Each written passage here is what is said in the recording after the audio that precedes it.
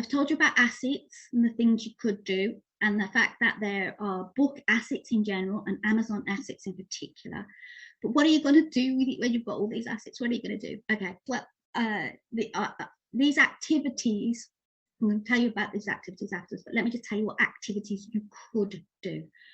If you've got a list of readers, or if you've been collecting or creating a mailing list, even if it's a sleepy mailing list that you haven't mailed to for a while, your list is one of your best places, because they're already warm, they're already in your stages, they're already gone from who you suspect should be interested in what you're saying to probably prospects and maybe even expects, depending on how you've been managing your list. So your list is your best first place to tell people about your book. Social is probably one of the next easy places, but it's very, very noisy. So there's lots of people talking out there. But if you've got a group, if you've got a big following on social, then social is your next place to tell people about your book. Podcasts. Get yourself on podcasts. One of the major benefits for being on somebody else's podcast is that you have been selected, so therefore it's a massive credibility clue. And obviously you're all invited on my podcast, and if you've not already been on it, you are selected because you have something interesting to say.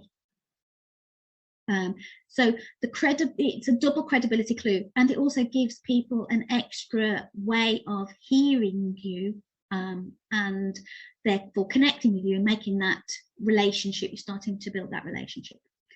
Guest articles. One of the benefits of guest articles, you get backlinks to your website.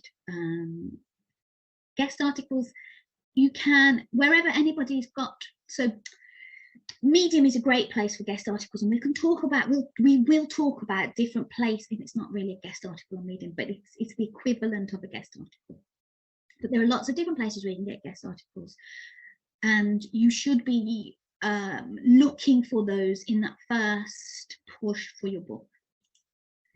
PR, press, and in general, I've got some clients and some friends who are really great PR people, and you can speak to them. They're really, really cool.